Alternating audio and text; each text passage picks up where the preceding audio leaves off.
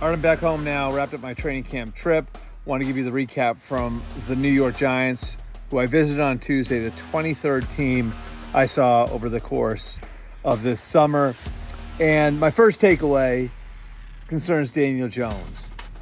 I'm not sure everybody's been completely fair to him. I'm not saying he's going to come out and be a superstar this year, but I think you have to take the context of his training camp into account. Number one, he's still coming back from the knee injury. He's 9 months post-op.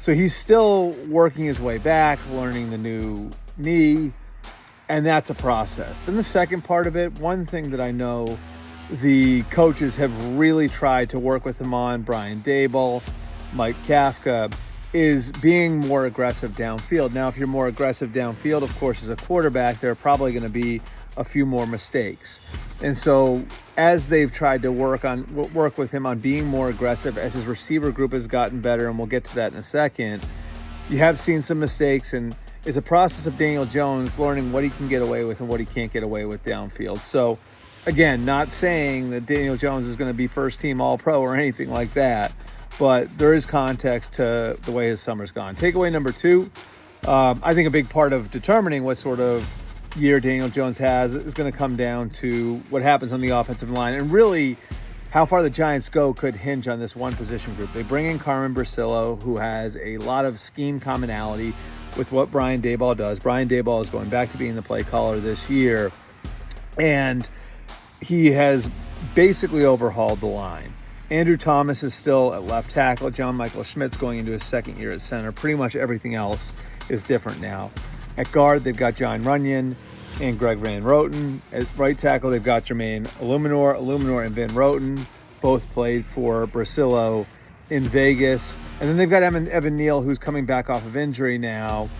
And they're not going to just hand him a job. He's got to earn one, and we'll see if he can do it at either guard or tackle. Either way, they've given themselves some more options up front.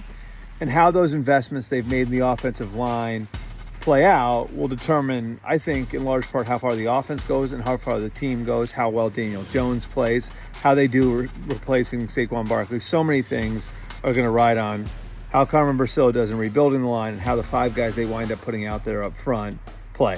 Takeaway number three, the bright side, Malik Nabers has been everything that the Giants thought they were getting. A violent, fast, physical receiver. He's strong in the way that he plays after the catch. And one thing that's sort of, I'm not going to say it surprised them, but has been maybe even better than they expected, has been Malik Nabers' football aptitude. And that's huge in Brian Daboll's offense, because to be a receiver in Brian Daboll's offense, you need to be able to play all three spots.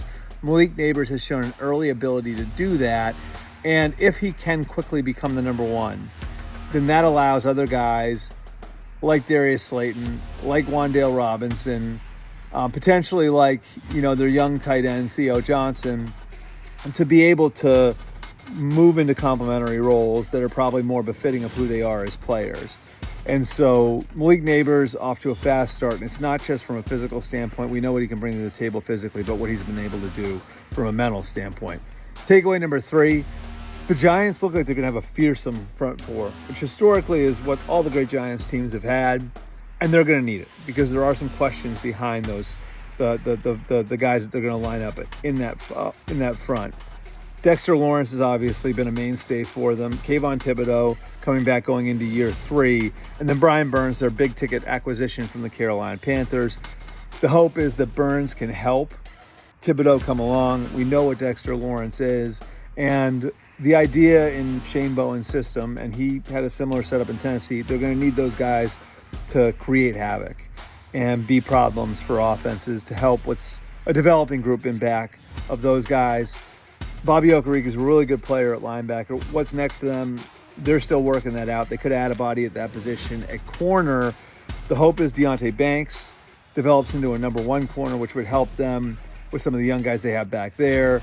Cordell Flott, Nick McLeod, Drew Phillips are all in that mix. And then, at safety, you've got Tyler Nubin, who's a rookie who is trending towards starting. So they're very young on the back end of the defense. So they're going to need that front, the front 4, I guess front 5, because they'll be playing 3-4 fronts on base downs. It's going to be really, really important. Finally, takeaway number 5, they've almost completely turned over the roster in the last couple of years. And after winning 13 games in 2022, they've found a way to keep working and building and creating a core for themselves. So you look at where they're at the premium positions: Malik Nabers at receiver, Daniel Jones at quarterback. We'll see what happens with him. Andrew Thomas at left tackle. On the edges, Thibodeau and Burns and Banks at corner. They've got a lot of investment in the premium positions. Where this Giants team goes, I do think that's a pretty good core going forward. Again, we'll see what happens at quarterback. Where this is at going forward, I think determines more than just where this year is, but where the next couple of years is. Can they develop a middle class around those guys? That'll determine how they play this year.